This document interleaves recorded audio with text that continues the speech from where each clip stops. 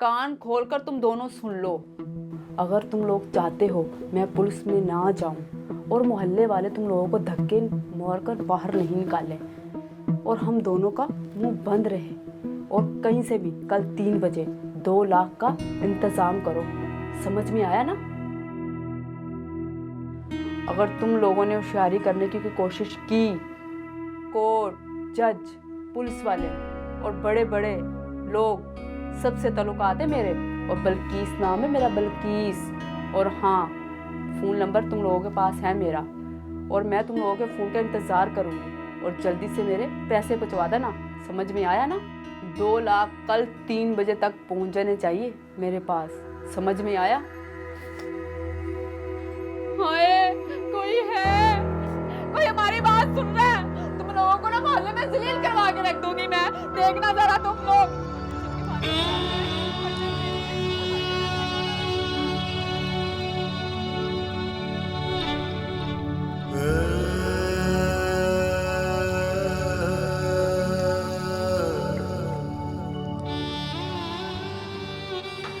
मियाँ जी, मियाँ जी, मियाँ जी मुझे माफ कर दीजिए। मियाँ जी, क्या हो गया? मियाँ जी मुझे माफ कर दे। मियाँ जी, मैंने बहुत ज्यादती की है, इफ़्फ़त के साथ बहुत ज्यादती की, और फिर आपको भी तंग किया। मियाँ जी मुझे माफ कर दे। अरे अरे, ये अचानक क्या हो गया?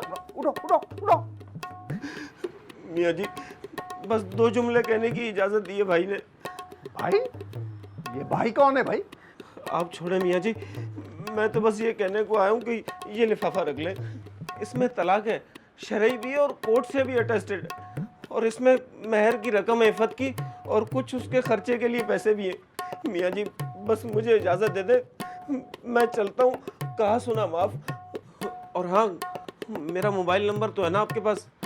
इन कागजात में कोई भी कमी पेशी रह गई हो, मुझे एक फ़ोन कॉल कर दीजिएगा, मैं हाजिर हो जाऊंगा। मियाँ जी बस मुझे इजाज़त दे दीजिए। अल्लाह हाफ़िज़। अरे मैं चलूँगा। नहीं नहीं मियाँ जी। क्या? इसे क्या हो गया? ऐसा लग रहा था जैसे किसी सांप ने डस लिया। कहाँ उस दिन गाड़ी में किस तरह कर रहा था, और आज ये इनके सारी। इतनी आसानी से इसने तलाक कैसे दे दी? अरे इफ़्फ़त, इफ़्फ़त बेटा सुनो तो।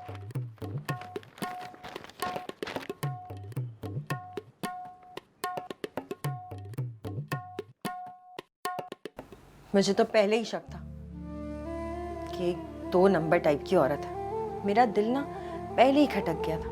एक बार तो वो नजरें चुरा के मुझसे भाग गई थी, लेकिन अब मैं नहीं छोड़ूंगी उसको। कितनी वाहियात और गिरी हुई औरत है वो। पूरे मोहल्ले में कितनी बदनामी हुई है हमारी। अरे तुम ना मोहल्ले वालों की और ये दुनिया वालों की फिक्र करना बंद कर दो। इन्हें क्या चाहिए? तमाशा चाहिए ना, वो तो उनको मिल गया। लेकिन देखना, एक बार जब सच सामने आ जाएगा ना, तो सब लोग खुद ही चुप हो जाएंगे। मगर सच कैसे सामने आएगा बेबी? कौन लाएगा सच सामने? अरे मैं लाऊंगी ना सच सामने, मैं बात करूंगी, और एक बार सच सामने आ गया ना, तो फिर तुम लोग देखना हालत बुरी हो जाएगी उन लोगों की। वो हाल करूंगी ना कि दुनिया देखेगी तमाशा उनका। मेडिकल रिपोर्ट में तो कंफर्म है कि मुझे कैंसर है और फैल चुका है। अब एक तरीका ये है कि मैं ऑपरेशन करवाऊं, फिर दवाएं, फिर कीमोथेरेपी, और फिर मर जाऊं।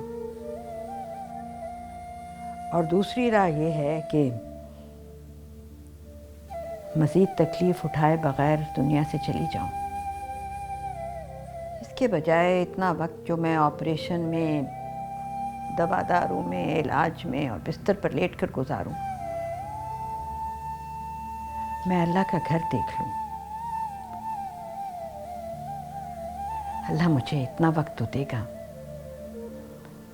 कि मैं उसके दर का दीदार कर लूं, उसके प्यारे नबी का रोज़ा एक नज़र देख लूं। इसके लिए मुझे एक महरम चाहिए था। एक अल्लाह के नेक बंदे हैं जो हज्जुल बदल करते हैं। रिश्ते वाली बेबी के जानने वाले हैं। ये उनका भी आखिरी हज है। उनसे निकाह कर लूं और अल्लाह के दर पर हाजिरी दे सकूं। बस दुआ करो कि अल्लाह मुझे इतनी मोहलत दे दे और मेरा ये हज कबूल करे। पाजी कुछ नहीं होगा आपको।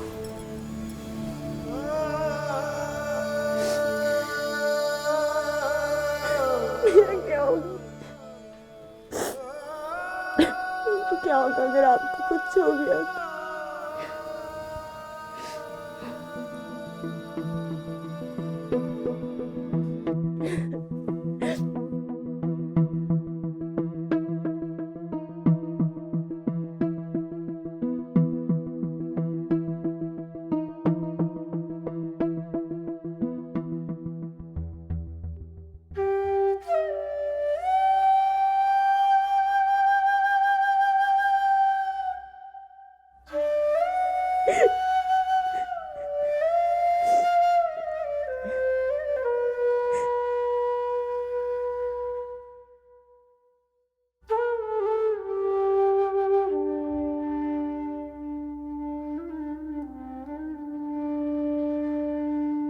देखो बेबी, तुमने जो मेरा मसला हल किया है, मैं अपनी जान भी कुर्बान कर दूं तो इसका बदला नहीं उतार सकता। अरे कैसी बातें कर रहे हैं आप? ये तो मेरा फर्ज था, और फिर इस पे भी तो मेरा हक है।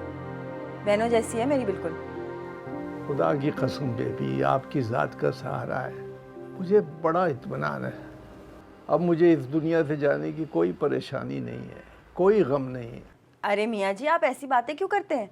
एक तो हम दोनों आपका घर बसाने के चक्कर में, ऊपर से आप इस दुनिया से जाने की बातें कर रहे हैं। सच्ची मियाँ जी, शादी कर लें आप। खूब नाचूंगी मैं, अपने सारे अरमान निकालूंगी एक एक करके। अरे पगली, यहाँ जोड़ों का दर्द और अर्को निजा जान नहीं छोड़ती, तुझे ढोलकी बजाने की पड़ी हुई। अरे ठीक कह रही है। देखिए मियाँ जी, आपके तो दो ही शौक हैं, एक नेकी करने का और एक हज करने का। और ये जो शादी पैकेज है ना, ये 2 in 1 है, खुदा की कसम, बल्कि 3 in 1। देखिए, ये जो आंटी है ना, बहुत ही खूबसूरत है, बिल्कुल गुड़िया जैसी हैं। तुम्हारी चची को भी उनके घर वाले गुड़िया गुड़िया कहते थे। तो बस समझेंगे एक और गुड़िया, बल्कि वही गुड़िया आपकी जिंदगी में वापस आ रही है। देखो बेबी, तुम बहुत अच्छी हो। न सिर्फ तुम अच्छी हो, बल्कि तुम्हारा बहुत बड़ा एहसान है मुझ पर। अरे फिर वही बात है। अरे पहले मेरी पूरी बात तो सुन लो। बोलें। एक तो इसकी शादी करवानी है। लो, ये कोई बड़ी बात है? वो भी बेबी के लिए। बस इसकी तो सारी जिम्मेदारी मेरे ऊपर, समझे? हो गई। फिर दूसरा, इस उम्र में एक नई जिंदगी शुरू करना।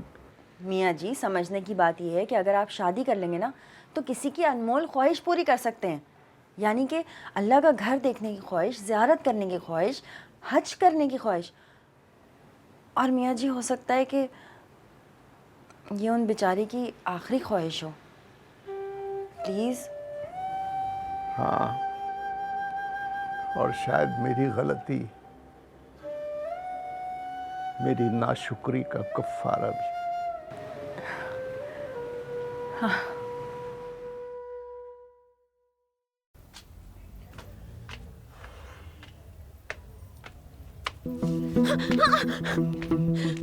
छोड़ो। तेरी मालकन शादी कर रही हैं और तू उसकी बाराती बनकर जहेज में उसके साथ जाएगी। मुझसे क्यों छुपाया? नहीं जानती थी, मुझे खुद अभी झूठ बोल रही है तू, झूठ। नसीर, मुझसे कसम उठवा लो, मैं नहीं जानती, बिल्कुल नहीं जानती। चुप कर, चुप कर। इस बुढ़ापे में उस बुढ़िया को दुल्हन बनने का शौक है और तुझे माँ बनने का। तू कुत्ते की तरह दुम हिला के उसके आगे पीछे फिरती रहना। कान खोल कर सुन ले, आज मुझे अलमारी की चाबियां चाहिए। अगर आज मुझे अलमारी की चाबियां ना मिली ना, तो मैं छुरी से तेरे बच्चे का कान खोल कर सुन ले, खजाने की चाबी। अब बैठकर आराम से रोती रहे, ठीक है?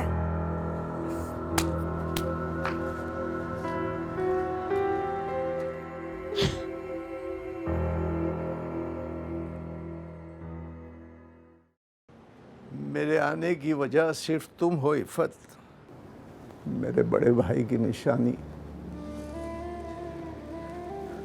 तुम जानती हो मैं तुम्हारी वजह से कितना परेशान। जी मियाँ जी। मुझे लगता है बेटी कि अब मैं ज़्यादा देर जिंदा नहीं रह सकूंगा। ऐसी बातें मत किया करें मियाँ जी। बहुत बड़ा हक है बेटी। कमाल तो ये है कि अच्छे अमाल करके दुनिया से जाना चाहिए, कुछ अच्छी यादें, अच्छे नकूश छोड़कर जाना चाहिए। जी मियाँ जी। मैं तुम्हें इस हाल में छोड़कर जाना नहीं चाहता बेटी।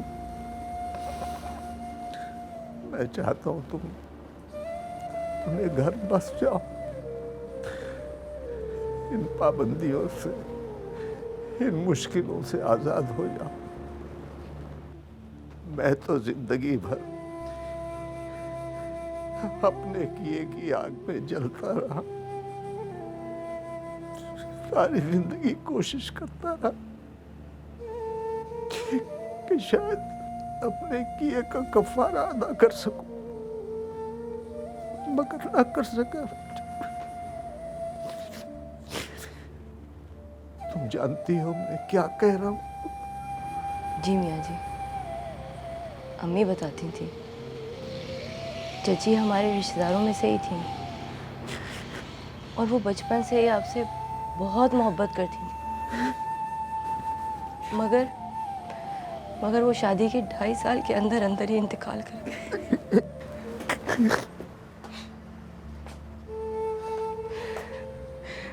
मगर उस वक्त आपको किसी बात की परवाह नहीं थी, न शादी से पहले न शादी के बाद। आपको एक ही शौक था, सैर करने का, नई नई जगह देखने का। इसीलिए आपने रेलवे में मुलाजमत कर ली। और क्योंकि रेलवे में दादा बू के कोई दोस्त भी थे, तो आप हर 3-4 महीने बाद अपनी एक नई जगह पोस्टिंग करवा लेते थे। और चची जान बेचारी इंतज़ार ही करती रहती थी। इसी इंतज़ार में वो इतना बीमार पड़ी कि उनका इंतकाल हो गया। और आप उनके जनाजे में भी नहीं पहुंच सके।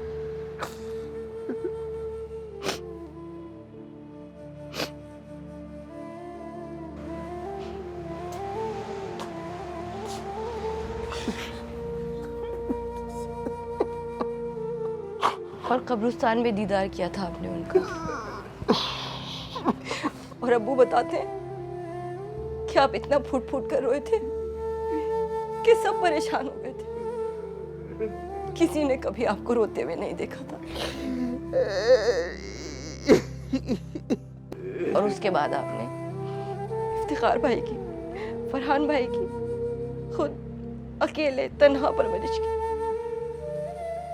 कभी दूसरी शादी का ख्याल भी दिल में नहीं लाए।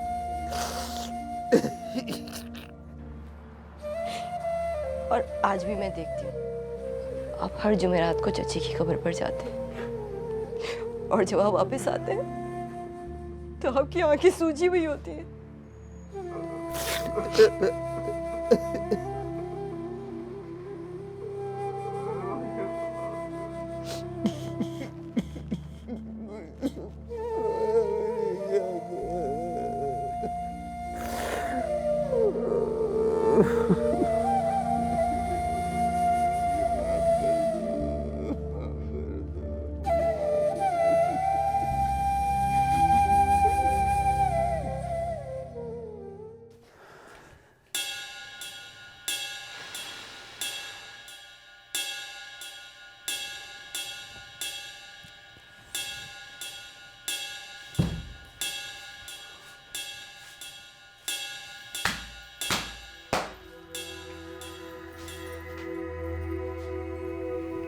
चाबियां, चाबियां।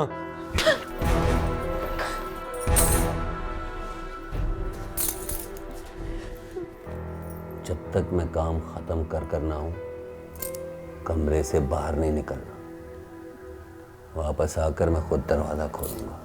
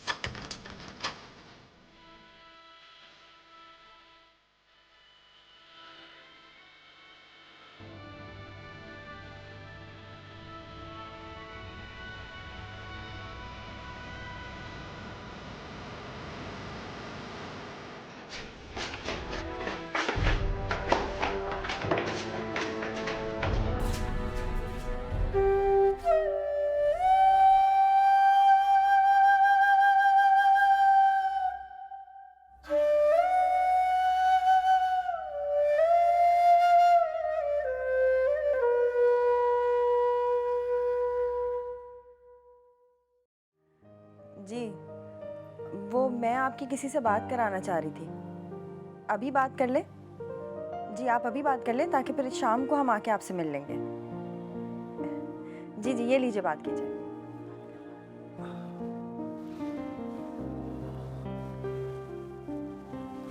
Hello hello.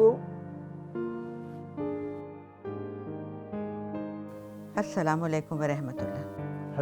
हेलो अस्सलाम वालेकुम। वालेकुम अस्सलाम वरहमतुल्लाह। जी ये जी हेलो जी।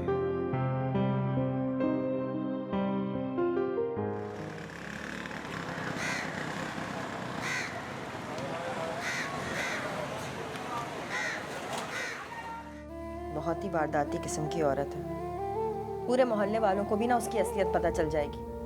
तुम्हें पता है मस्जिद के पीछे ना उसने एक कमरा ले रखा है, उसमें ताला डाल के रखती है और रहती वहां नहीं है, रहती कहीं और है। मोहल्ले वालों को भी ना उसकी असलियत का अंदाजा हो गया है। आज शाम तक इंशाल्लाह अच्छी खबर मिलेगी। बस अब तुम दोनों अपनी हालतें ठीक करो। परेशानी से ज्यादा ना तुम लोगों को इस तरह देखकर मुझे टेंशन हो रही है। ये तो कल से बिल्कुल चुप है, एक कतरा पानी भी हलक से नहीं उतारा। परवेज क्या हो गया है भाई?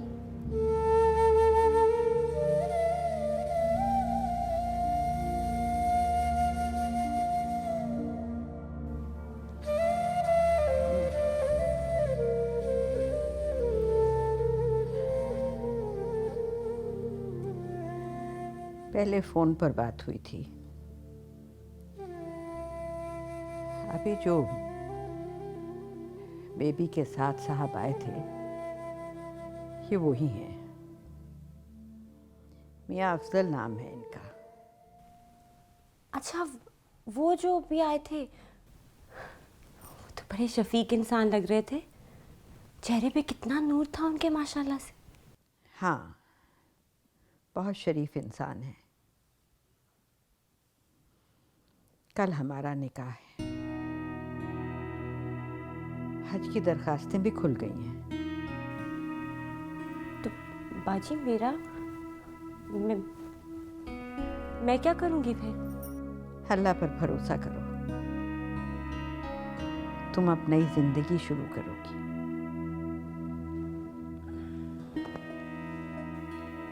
ये लो।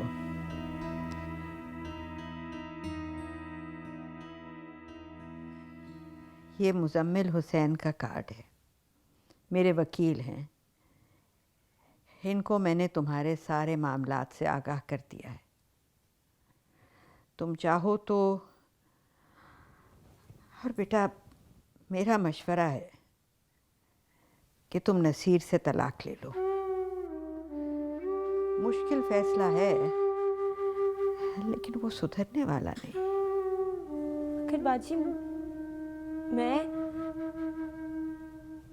मेरा होने वाला बच्चा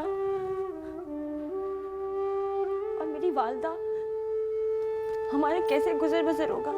हम कैसे रहेंगे? तुमने कहा था ना बेटा कि तुम हैदराबाद जाना चाहती हो, तुम एक स्कूल खोलना चाहती हो।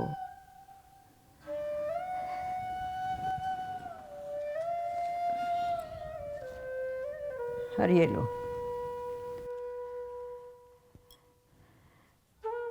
एक बहुत अच्छी जगह पर एक 2 मंजिला घर है हैदराबाद में, 240 गज पर।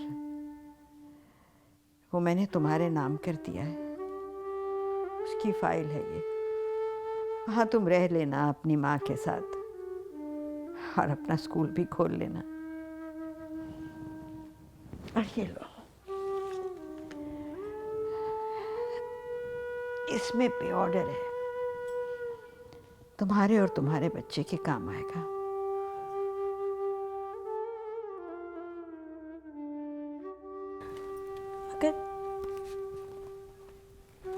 मगर आप ये सब मेरे लिए क्यों कर रही हैं? कुछ ऐसे रिश्ते होते हैं बेटा, जो रंग, नस्ल, खून के मोहताज नहीं होते। और फिर तुम्हें तो मैंने बेटी कहा है, बेटी माना है। ये तो बहुत बहुत मामूली है बेटी के लिए। जीती रहो, खुश रहो।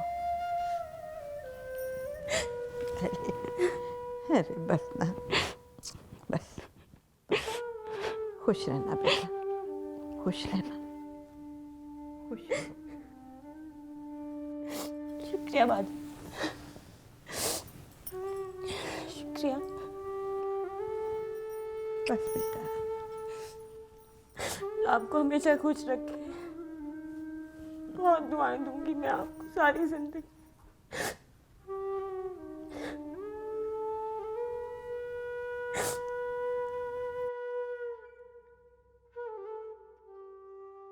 तुम लोग फिक्र मत करो, दोनों को बिल्कुल ठीक कर दिया है मैंने, जिंदगी भर याद रखेंगी। उन लोगों ने मेरे सामने इतराफ़ जुर्म भी किया कि मोहल्लों में जाके ना शरीफ लोगों पर इल्जाम लगा के उनसे पैसे बटोरती थी वो। 4-5 थानों में तो उनकी FIR भी दर्ज हुई भी थी। खैर, अब तो उन्हें पुलिस के हवाले कर दिया। अब कम से कम पुलिस उनको यहाँ का रुख नहीं करने देगी। और हाँ, एक बात और, मोहल्ले वाली सारी औरतों को जमा करके मैंने उनके सारे पोल खोल दिए, और उन लोगों ने भी मोहल्ले वालों के सामने इतराफ़ जुर्म कर लिया।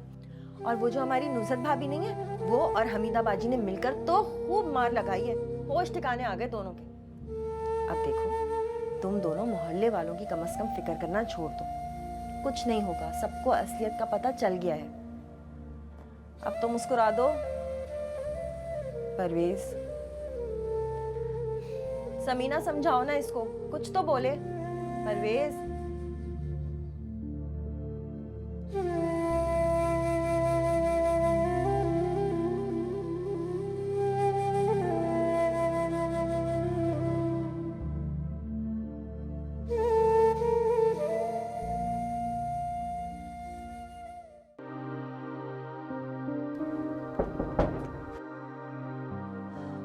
नाहिद, नाहिद जरा देखो ना कौन आया है।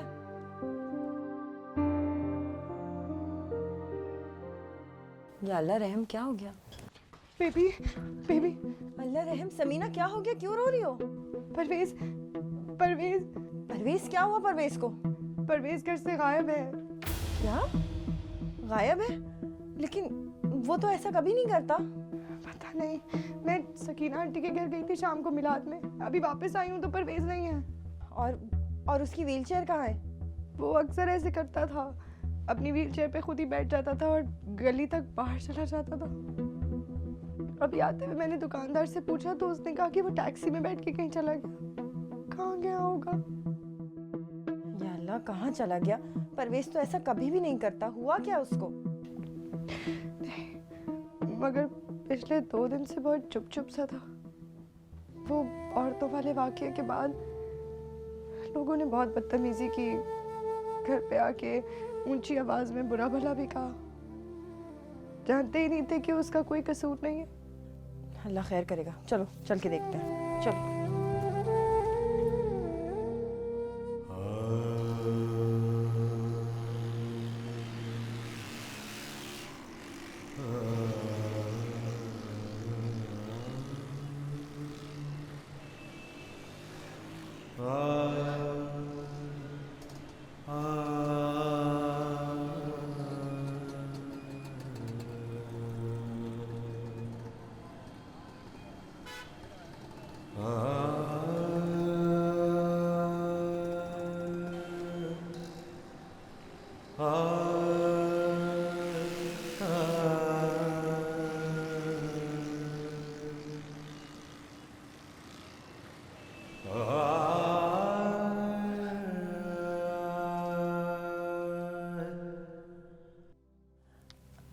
हेलो जी, मैं एसएचओ शाहिद नवीद बोल रहा हूँ।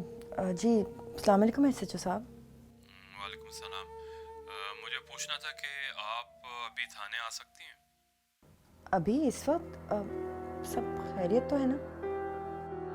जी, दरअसल हमें वो पुराने रेलवे स्टेशन के पीछे वहाँ एक गहरा कुआं है, वहाँ से एक व्हील चेयर मिली है। अगर आप थाने आकर उस व्हील चेयर की शनाख्त कर सकती हैं तो ठीक है, वरना मैं ये आपको थाने के मोबाइल पर आपके घर पे पहुंचा सकता हूँ।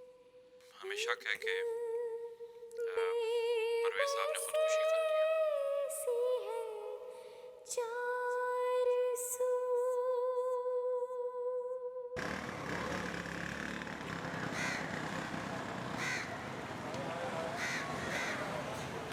देखो समीना, हमने पूरे शहर का कोना कोना छान मारा, लेकिन परवेज नहीं मिला। अब तो पुलिस भी हार मान गई, केस ही क्लोज कर दिया उन लोगों ने। मेरा ख्याल है कि अब हमें भी अपने आप को तसल्ली दे देनी चाहिए कि परवेज अब लोगों के तानों ने मार दिया परवेज को। हालात ने तो पहले ही मार दिया था। पता है, अब भी औरतें आती हैं तो अफसोस की जगह सवालात करती हैं, कड़वे झूठे सवालात। मैं समझ सकती हूँ, इसीलिए मैंने फैसला किया कि हम ये मोहल्ला ही छोड़ देंगे, कहीं और चले जाएंगे, नई ज़िंदगी गुजारेंगे। और वैसे भी परवेज की एक वाहिद निशानी अली, मैं पालूंगी उसको अपने बच्चों की तरह। और फिर तुम भी तो हो, दोनों मिलके कुछ ना कुछ कर ही लेंगे। मगर जाएंगे कहाँ? है एक जगह, वो मेरी क्लाइंट नहीं है रुखसाना, वो अमेरिका जा रही हैं और वो चाहती हैं कि उनका घर कोई अच्छी तरह से रखे और संभाल ले जब तक वो वापस नहीं आती। तो मैं ये सोच रही थी कि हम लोग वहाँ शिफ्ट हो जाते हैं। अच्छा है, उनके घर की देखभाल भी हो जाएगी और हमें भी एक जगह मिल जाएगी रहने के लिए। वो घर छोड़ दें जहाँ परवेज था? छोड़ना पड़ेगा, वरना लोगों की बातें और अली के सवालात का जवाब कौन देगा?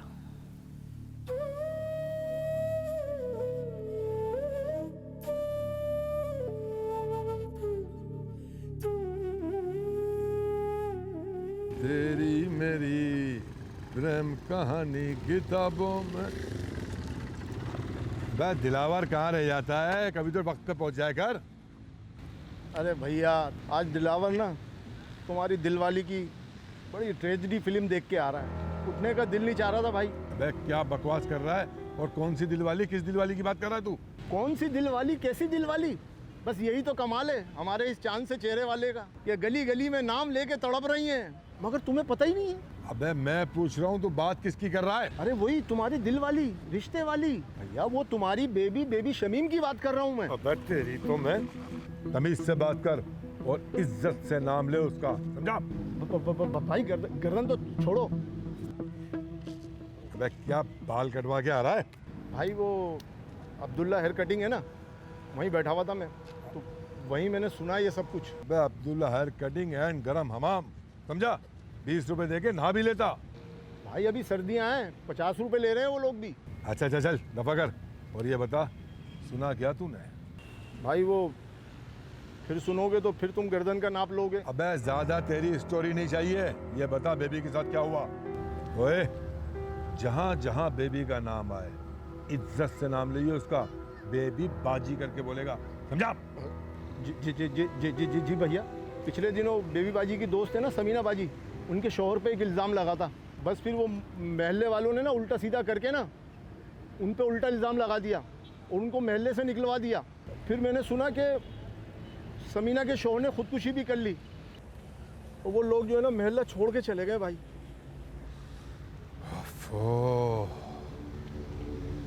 बेबी के साथ इतना कुछ हो गया और मुझे पता भी नहीं।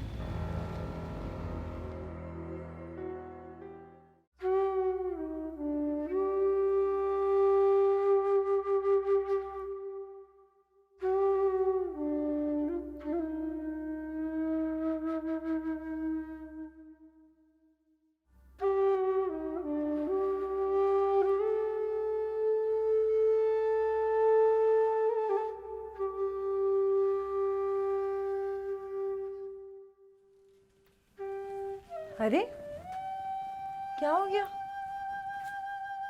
फिर रोना धोना शुरू? ऐसे कैसे चलेगी जिंदगी? तुम ही बताओ फिर क्या करूं? कैसे मान लूं कि परवेज मेरी जिंदगी में नहीं है? मुझे करार नहीं आता, मैं अली को क्या जवाब दूं? अली को जवाब मिल जाएगा, कुदरत देगी उसे जवाब। बस अल्लाह से दुआ करो, सब ठीक हो जाएगा। एक तो बाप चला गया उसकी जिंदगी से, जिस घर में पैदा हुआ था वो घर छूट गया, मोहल्ला छूट गया, स्कूल छूट गया। सोचो ना उसके लिए कितना बड़ा इम्तिहान है ये।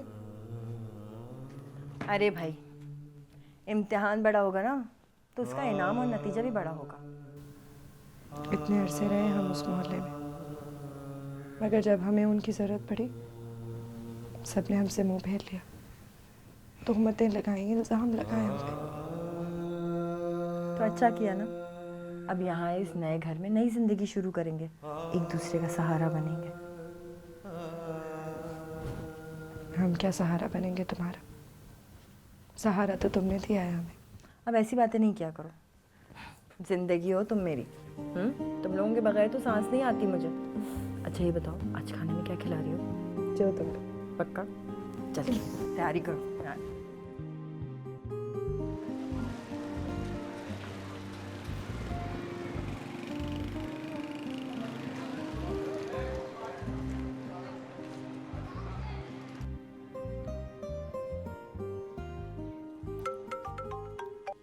हेलो जी, अस्सलाम वालेकुम। जी वालेकुम अस्सलाम। हो, आप बेबी शमीम बोल रही हैं? जी जी, मैं ही बेबी शमीन बात कर रही हूँ। वो मेरा नाम शफीउद्दीन है और मुझे एक रिश्ते के सिलसिले में आपसे बात करनी है।